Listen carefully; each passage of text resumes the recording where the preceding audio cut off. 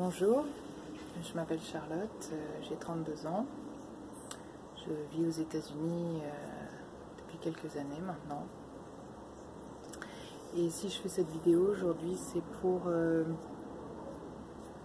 d'une certaine manière, soutenir, aider et donner de l'espoir aux femmes en général et aussi aux femmes qui ont pu être dans mon cas. Alors voilà, un peu plus de 2 ans de ça, on a appris, mon mari et moi, que j'étais enceinte. Alors, on était ravis, tout se passait très bien, tout allait pour le mieux jusqu'au 5e mois, le jour où on devait découvrir le sexe de l'enfant.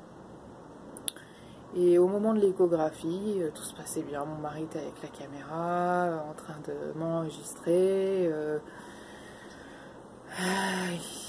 Voilà, il filmait l'écran, les battements de cœur, tout ça. On avait les larmes aux yeux et puis on posait des questions et puis on voulait pas nous répondre.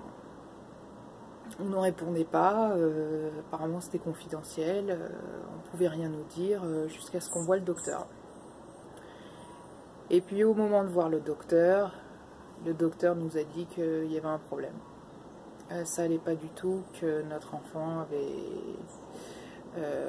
énormément de soucis de santé, physiques et mentaux, et que s'il arrivait à terme, ce serait un enfant qui pourrait jamais marcher, voilà, manger tout seul, faire sa toilette tout seul, etc.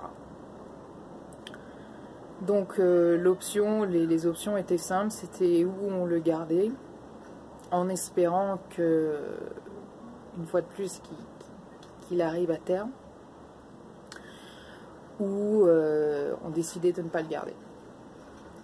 Donc on a longtemps réfléchi avec mon mari, en concertant nos amis, notre famille, et puis peut-être que certains trouveront ça lâche, égoïste, mais on a décidé de ne pas le garder parce qu'on est tous les deux loin de nos pays, qu'on n'a pas notre famille ici, que la vie est assez dure comme ça et qu'on a décidé que pas pour une première fois.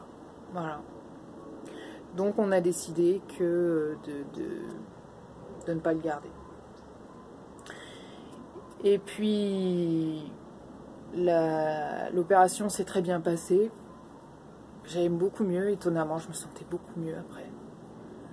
Mais moralement, j'étais dévastée, c'était le chaos. Et pour mon mari, la même chose.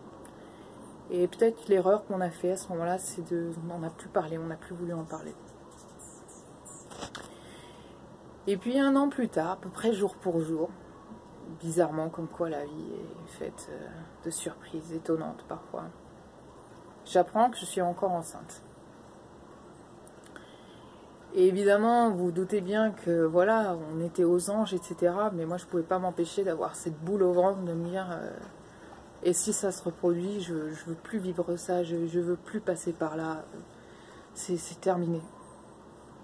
Et donc, du coup, immédiatement, je me suis finalement rétractée et d'emblée, j'étais réticente et c'est pas que je voulais pas aimer ce bébé, mais j'avais peur d'aimer ce bébé. J'avais peur d'aimer ce bébé parce que j'avais peur de souffrir.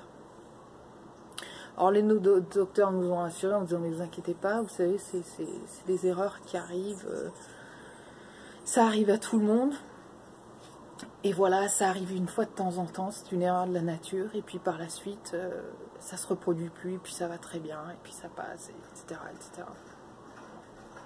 Sauf qu'on a beau vous dire ça, voilà, personne ne vit ça à votre place, et particulièrement dans mon cas, si je puis dire, étant la femme enceinte, il n'y a personne qui le vit, si je puis dire, dans mon entourage, autre que moi. Donc j'avais vraiment peur. Et en réfléchissant au fur et à mesure que les mois passaient, j'ai commencé à comprendre qu'en fait, j'avais pas du tout fait le deuil de ma petite fille, et de mon ancien bébé, et que c'était pour ça que j'avais peur d'aimer ce nouvel enfant. Et puis aussi, je me suis rendu compte que parce que j'ai pas fait ce deuil, j'étais bloquée. J'étais bloquée, j'avais pas fait les choses nécessaires pour passer le cap et pour passer à autre chose. On n'en avait pas parlé avec mon mari. J'ai commencé à lui en reparler et puis on s'est rendu compte qu'on avait... Bon, lui c'est un homme, c'est un peu plus, vous allez me dire c'est un homme, il a juste intériorisé en fait.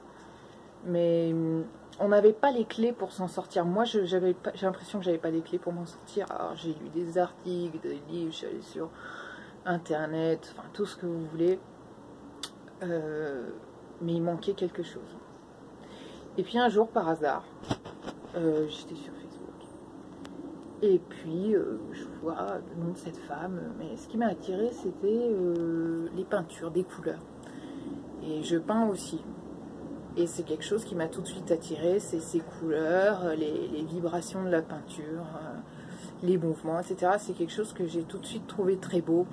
Donc, comme une abeille qui est attirée par une fleur, j'ai cliqué sur son profil pour regarder un peu qu'est-ce qu'il en était. Et puis, j'ai découvert que cette dame s'appelait Véronique Martignac et qu'elle faisait de l'hypnose érectionnelle.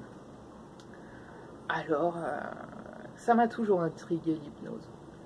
Mais sans raison particulière, mais j'ai toujours trouvé ça toujours assez intéressant parce que la façon dont c'est fait, particulièrement l'hypnose érectionnelle.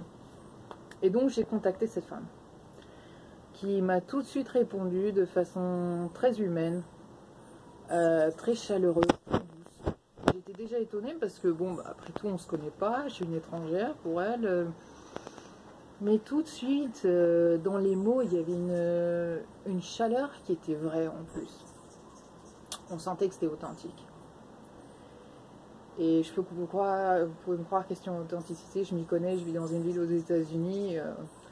Plus bling bling et m'as-tu vu et enfin c'est le monde ici de voilà, on vous fait croire ce qu'on veut, etc. Donc je sais flairer le poisson de très loin. Et avec elle, au contraire, je me sentais vraiment rassurée, je sentais que c'était vrai. Donc elle m'a envoyé une petite série de questions, etc. Des questions très particulières d'ailleurs. J'ai bien aimé la façon dont c'était tourné, la façon dont elle s'intéresse aux clients finalement. Et puis on a commencé la première session, un peu tard le matin, un peu tard le soir pour elle, un peu tôt le matin pour moi. Et puis elle m'a tout de suite mis à l'aise, c'était la première fois d'ailleurs je lui parlais à travers Skype. Et puis c'était la première fois que j'entendais sa voix, que je voyais vraiment son visage. Et ça m'a tout de suite plu. J'ai tout de suite senti un climat de confiance. Un climat qui était sain et un endroit où j'étais en sécurité. Voilà. Et je pouvais me dévoiler. Je pouvais être qui je suis réellement avec elle. Voilà. Et elle a commencé, Véronique a commencé la session. Et puis, tous les mots qu'elle utilisait me parlaient. Alors, c'est étonnant, parce que bon, dans la vie, vous avez des conversations, vous écoutez des gens, ça vous parle pas toujours. Mais là, c'est les mots qu'elle choisissait, les termes, les symboles, j'avais l'impression, et je pense que c'est le cas, c'était fait pour moi. Elle savait comment me parler, elle savait comment me soulager, comment me soigner. Et puis, je ne sais pas si je peux expliquer les détails, parce que c'était... Ce qui m'a touchée particulièrement, c'était ce jardin. Elle m'a parlé de ce jardin luxuriant, où il y avait toutes ces fleurs partout. Et il y avait une fleur en particulier sous cet arbre.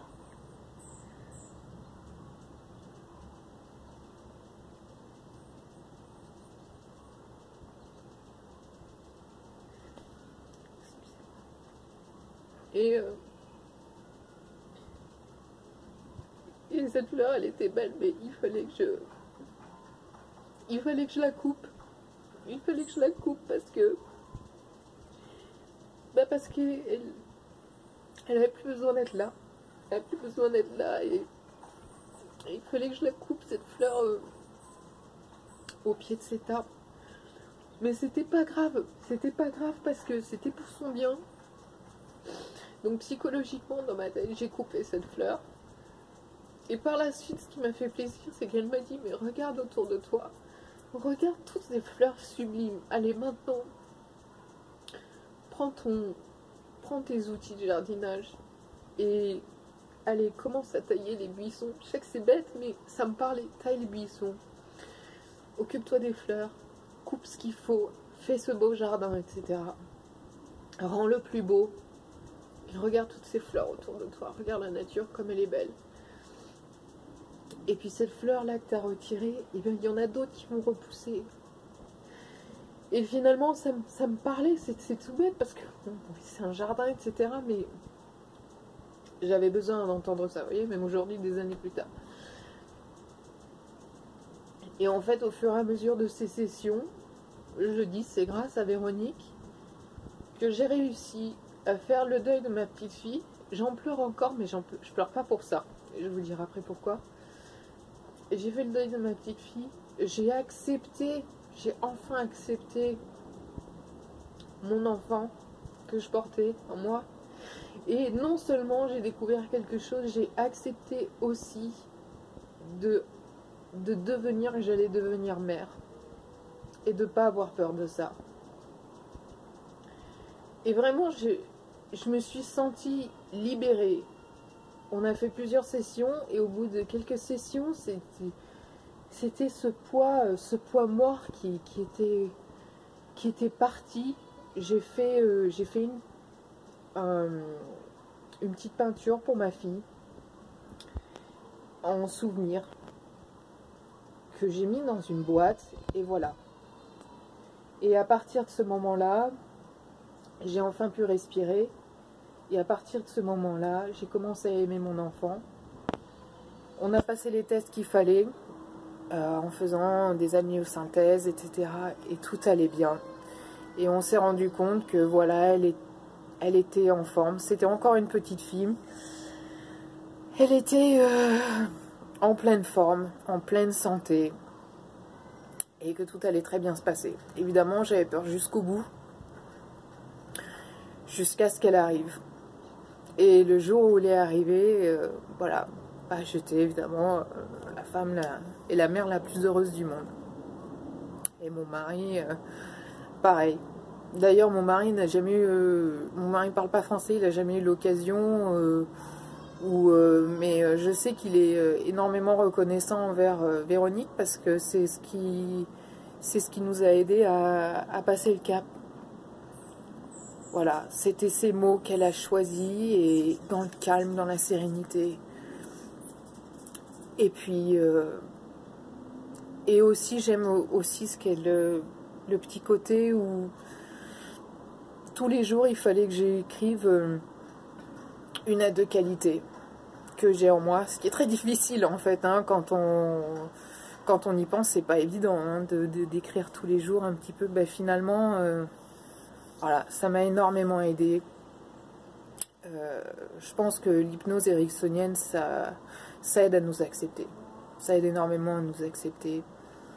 Et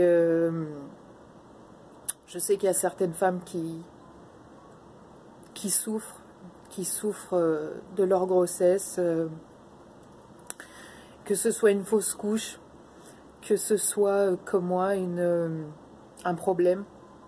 Où on décide de garder, on décide pas de garder. Et je sais qu'il y a énormément de souffrance et on pense qu'on est seul et c'est pas vrai du tout. C'est pas vrai du tout. On se rend compte il y en a énormément. C'est juste qu'on n'en parle pas.